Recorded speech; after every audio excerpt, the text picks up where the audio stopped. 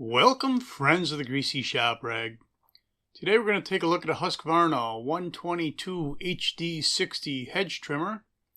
The customer complaint is that it just seems a little boggy, like it's not really revving out and running right.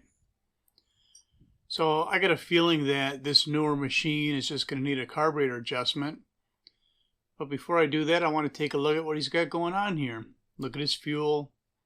Make sure there's no problems with, well, right now we're going to pressure test the fuel line.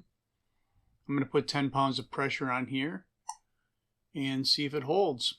If it does, I know that the line is good and the carburetor is tight without a leak. And that's exactly what we have. Before I do any kind of carburetor adjustments like this, I always, give it a once over. We want to look at the air filter and the spark plug, and generally look the equipment over and make sure there's no other obvious reason why it might not be running right. So being a newer piece of equipment, actually when I sell new equipment, depending on what it is, a lot of times I'll tell the customer to run a few tanks of fuel through it, and if it's not running right, bring it back and I'll adjust the carburetor for free. And that's what's going to happen here. I mean, if he gets, if we find something else, a part that we have to replace, we'll bill him for that. But we're not going to bill him for the carburetor adjustment itself. So that foam air filter looked fine. There's a little bit of debris in the bottom of the hedge trimmer. That's where it sucks in the cooling air. And we'll have to clean that out. So I'm trying to get that spark plug boot off of there, a little difficult. It's kind of a tight squeeze right there. It looks pretty simple, but it's actually kind of buried. So I'm going to remove this starter, make that job easier.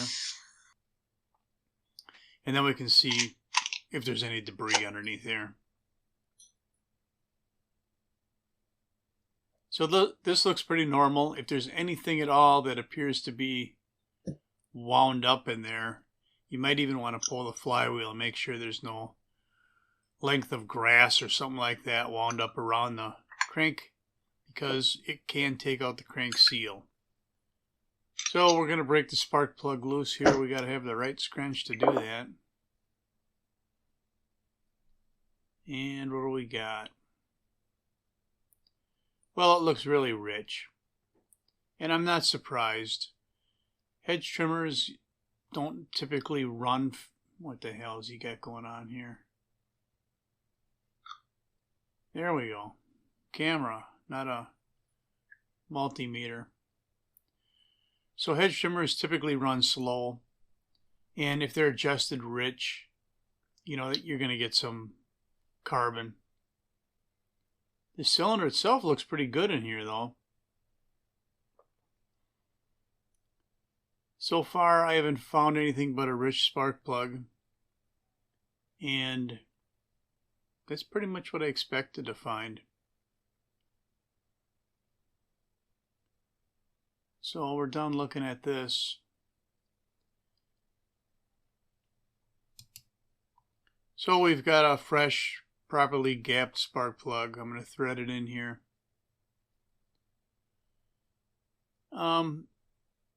These hedge trimmers, they don't get a lot of abuse. Even if they're on a crew, usually the worst thing that they can do, and it's kind of a bad thing, is if they are flush cutting plants at the end of the year, and the bottom of that trimmer is against the ground and it's sucking up debris and blocking off that intake. And in fact, sometimes they can suck some piece of string or something in there, and it could wrap around the crankshafts and take out that seal. But for the most part, homeowner use, these don't come back unless people leave old fuel in them. So we looked at the fuel filter, checked the fuel line, we looked at the air filter, and we checked the spark plug. Looked in the cylinder, it looked good. And now we're going to look at the spark arrestor screen. We know it was running rich. In fact, look at all that rich residue on the muffler. Sometimes you get this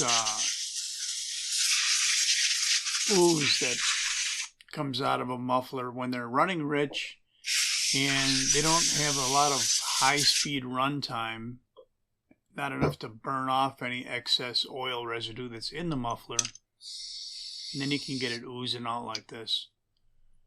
You see it on string trimmers a lot when they take the grass shield off. Now what you just saw me do right there, remove that screw and then dump it on the bench, this can be a problem sometimes. We're going to talk about that in a minute, but first let's look at this screen. I would say there's nothing wrong with that screen. It was in there kind of tight, so I'm going to bend this metal tab up a little bit so the screen will go back in there without me bending it all up, deforming it. So we got it to slide in there, and we found our screw, and we're going to run it back in. Now I say we found our screw. I've got this thing upside down on a bench with at least one loose screw, if not other metal screws or objects or debris or any of that stuff. And I've got a flywheel with a magnet on it that's laying on top of the bench. That potentially is not a good situation. That magnet can pick up whatever debris you got laying there, or maybe it picked up that screw I removed and I just couldn't find the screw, so I went and got another one. Now the screw's stuck to the magnet, you start the engine, and it gets jammed up in a coil, and now you're buying a new coil. That would be a bummer. Speaking of bummers, this shield doesn't want to go on here because I left the screw in the plastic shield, and it dropped down alongside of the hole that it's supposed to go into. So I couldn't get the shield moved over, centered over the hole, because the screw was keeping me from doing that. Just stupid stuff that happens during the course of the day. So we looked at the flywheel magnet, did not see any debris stuck to it, and we're reinstalling the starter. Now, when I run this thing, you're going to notice that you're going to hear the wind noise in the background, and that's part of the reason this first half of the video had kind of sketchy audio on it. I had to do a lot of cleaning up to get rid of that wind noise. So you're going to see that the starting point of the high-speed screw and the ending point, when I'm done adjusting it, is about, I think, a half a turn different. So I leaned it out a half a turn, which should help clean up that rich condition that we had.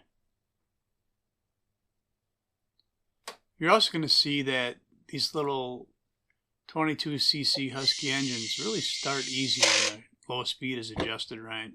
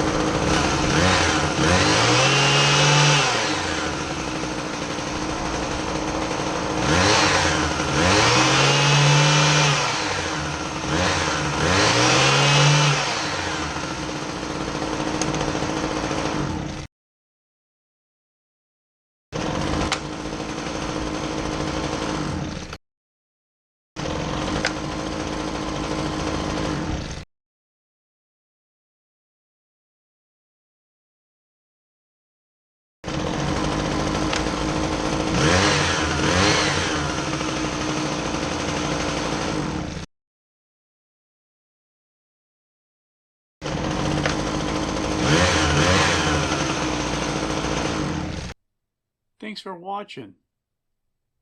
Later.